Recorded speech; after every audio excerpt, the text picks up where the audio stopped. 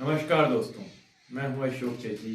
आप देख रहे हैं आपका अपना यूट्यूब चैनल चेची जेजू को। दोस्तों, सबसे पहले तो आने वाले हमारे सबसे बड़े महापर्व दीपावली की आप सभी लोगों को बहुत बहुत शुभकामनाएं। उम्मीद करता हूं कि इस कोविड जैसी विकट परिस्थिति में हम त्यौहार का अच्छे से सावधानी बरतते हुए हम त्यौहार को मनाएं और अपने भाईचारे को इसी प्रकार बनाए रखें। हम त्यौहार उम्मीद करता हूँ कि ये दिवाली आप लोगों के लिए बहुत अच्छी दिवाली हो और आप इतनी मेहनत करें, आप इतना जुनून लगाएं अब आने वाली अपने समय में कि हर दिन आप अपनी दिवाली में तब्दील करें। दोस्तों, मैं बात करना चाहूँगा असिस्टेंट प्रोफेसर 2020 में जो वैकेंसी आई है आरपीएस की, इसके बारे में कुछ महत्वपूर्ण पॉइंट्स की बात करना चाहूँगा। उन पॉइंट्स की जिनमें सबसे ज़्यादा कन्फ्यूजन हो रही है दोस्तों, कुछ क्वेश्चंस कुछ क्वेरीज आती हैं, तो सोचा उनको इस पर एक बात कर ली जाए, तो इससे कन्फ्यूजन ज़्यादा रहता है उनको इस पर। तो दोस्तों, सबसे पहले मैं बता दूँ इसकी एलिजिबिलिटीज़ के बारे में। इसकी एलिजिबिलिटी में दोस्तों सबसे पहली बात तो ये है कि आप पोस्ट ग्रेजुएट होने चाहिए। पोस्ट ग्रेजुएट आप कर रहे हो, आप अगर परस्यूइंग हो तो ले सकते हो, बट ऐसा नहीं है कि आप ग्रेजुएट में हो, आप ये उम्मीद करते हो कि मैं 2-4 साल बाद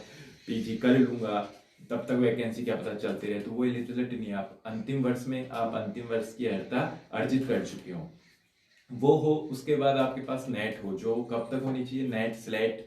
अगर 2009 से आपने पीएचडी एमफिल की है, 2009 से पहले, तो भी आप एलिजिबल हैं। इसके अलावा आपने अगर नेट कर रखी है, स्टेट एलिजिबिलिटी टेस्ट पास कर रखा है, तो भी आप इसमें एलिजिबिलिटी तो आपकी इसकी एलिजिबिलिटी होगी। लेकिन ये कब तक होनी चाहिए, जैसे मान लीजिए कि आप अभी परस्यूइंग पीजी कर रहे हैं, तो आप कब तक अपनी नेट दिखाएंगे। तो दोस्तों, इसके लिए आपकी नेट की डिग्री इंटरव्यू की तारीख से पहले, जैसे कि मान लो इंटरव्यू स्टार्ट होता है, पहला इंटरव्यू स्टार्ट होता है 2021 में, मान लो अक्टूबर में स्टार्ट हो रहा है 1 अक्टूबर से, तो 1 अक्टूबर से पहले 30 सितंबर जो अपना आएगा, उससे पहले पहले आपके पास अहर्ता आ जानी चाहिए, नेट का सर्टिफिकेट आपके पास आ जाना चाहिए। तो ये इसकी फर्स्ट जो एलिजिबिलिटी वो है कि ये तो आपके पास होना चाहिए, पीजी होनी चाहिए 55% के साथ, और उसके साथ ही साथ आपके पास नेट स्लेट या 2009 से पहले पीएचडी एमफिल होनी चाहिए।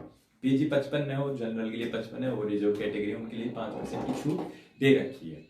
उसके बाद बात करते हैं सबसे ज्यादा कंफ्यूज करने वाली चीज, good academic record. Good academic record क्या कहता है दोस्तों? गुड एकेडमिक रिकॉर्ड बोलता है कि 10th 12th ग्रेजुएशन और पोस्ट ग्रेजुएशन में एक क्राइटेरिया बनाया गया है कि अगर गुड एकेडमिक रिकॉर्ड की बातों को आप ध्यान रखना दोस्तों, 10th और 12th में एक में किसी में कम से कम 50% आपकी होनी चाहिए। 10th और 12th एक में आपकी कम से कम 50% होनी चाहिए, ग्रेजुएशन में आपकी कम से कम 50% होनी चाहिए, और पोस्ट ग्रेजुएशन हमने बता ही दिया। इसके अलावा 10th 12th और ग्रेजुएशन तीनों का जो कंबाइंड एवरेज है वो मिनिमम 55% होना चाहिए। आपका जो कंबाइंड एवरेज वो मिनिमम 55% होना चाहिए। रिजर्व कैटेगरी को 5% की छूट दी गई, इसमें 5% की छूट दी गई है और 50% तक किया है कि रिजर्व कैटेगरी जो भी है, ओबीसी एससी एसटी, उनको 5% की छूट मिलेगी। उनका अगर एवरेज 50 तक भी हो रहा है तो है, लेकिन इसमें किसी प्रकार का कोई ग्रेस नहीं मिलेगा या किसी प्रकार का ग्रेस एड नहीं होगा। जैसे कि मान लीजिए कि आपकी 54.99 रह गई अगर आप जनरल से, या आपकी 49.99 49.98, तो उसमें किसी प्रकार का कोई अनुग्रह नहीं दिया जाएगा। 49.98 है तो 49.98 है, आप बिल्कुल भी एलिजिबल नहीं हो। इसमें कोई परिवर्तन होता है या नहीं होता वो बाद की बात है। और यूजी के अंदर जो 50% का क्राइटेरिया है वो तो फिक्स है, उसमें कोई छूट नहीं है। उसमें ऐसे नहीं कि 50% है तो उसमें रिजर्व को 5 है, उसमें कोई हो 50% मिनिमम है तो मिनिमम है, उसमें कोई किसी प्रकार की छूट नहीं है। पीजी के लिए आपको पता है ये आपके पास योग्यता होनी चाहिए।